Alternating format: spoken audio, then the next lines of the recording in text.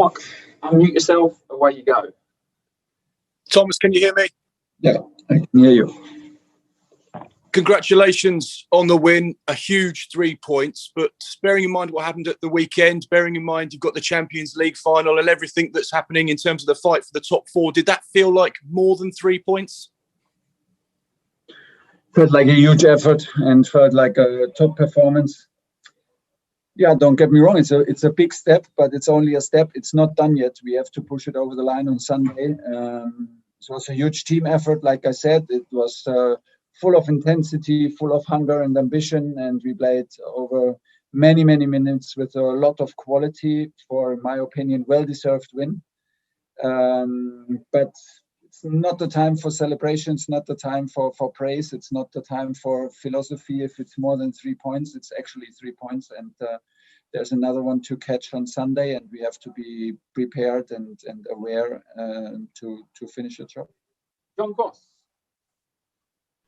Hello, Thomas. It was a brilliant performance tonight, full of energy and intensity. How much of that energy came from the fans, and how special was it to have them in to see that tonight? This is a completely different match, football with spectators and without spectators. You can simply not compare.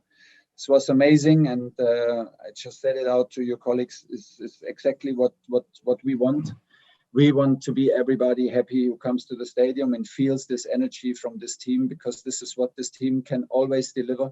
And I strongly believe that as a supporter of any club, you come for energy to the stadium. You don't come only for fancy moves and goals and whatever and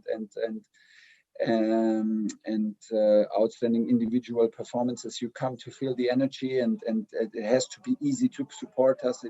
We need to bring the spectators on the front foot, and we need to excite them, and they feel this. And I think with this team is doing this. They have the hunger, the ambition, and they leave out everything. Sometimes we struggle with decisions, and sometimes we don't reward ourselves. But this team is always on the edge of in terms of work rate and what they give, and this is very important, and that makes, I think, the spectators happy. And for this, they push us, and this was a huge boost today. Nick Fuel. Hi, Thomas. Isn't N'Golo Kante injured, or was he tight? And could you just sum up Tony Rudiger's performance for us tonight as well? I hope that N'Golo is not injured. He told me, when I understood him right in French, he told me that he went out before an injury. He felt his hamstrings. He was worried that he gets injured if he continues to play. So we put Kova in, which was also a huge risk, because Kova was more or less on the bench for 20 minutes. We put him for 60. So we took some risks, but it was the moment to take risks. It was a game of highest importance at the end of the season. And I'm happy that it worked out. Hopefully Angie will come back. We are a different team with Angie and without Angie, but we compensate very, very good today. For Tony, I'm absolutely happy that he scored for us. He was, again, very, very good, very reliable, but I feel a bit uncomfortable today to give praise to single players and talk about single players, because now it's really to stay strong as a group and to bring it together as a group, and we absolutely need to refocus on Sunday. There's not the time for celebration. Last two, Matt Law and Houston Finish. Matt Law. Hi, Thomas.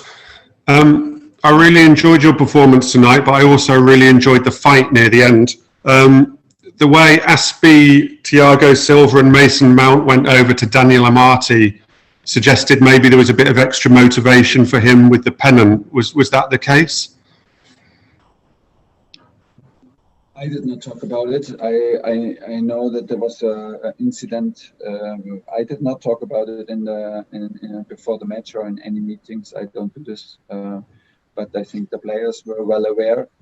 But I'm not into these things too much, because it can sometimes give you a bit of too much energy or too much of a feeling from revenge. I don't like this at all. We prepared a super important match, and we did what we do and how we play football, and we wanted to do it on the highest level possible. And this is what we did. And we need our intensity and hunger and energy all the time. That makes us a difficult team to play. and nothing more I can say about it. Last question, Adam Newson. Hi, Thomas. It was an interesting first half for you again with VAR. How are you feeling with the decisions at the moment that are going for your team? Well, maybe imagine that we are frustrated with the decisions. For me, Arsenal denied a clear goal with a hand, 2 meters or 3 meters in front of the line. It was a handball instead of a goal. VAR is not checking. Then we lose a final in Wembley because of a handball from Leicester in the build-up to a goal. So we are asked, this is the goal, and today we have a clear penalty, and this is suddenly a foul against Timo Werner. It's a bit hard to overcome in every match these kind of decisions, and then we have another handball and another offside or whatever. But with handball and with offside is hopefully no discussions.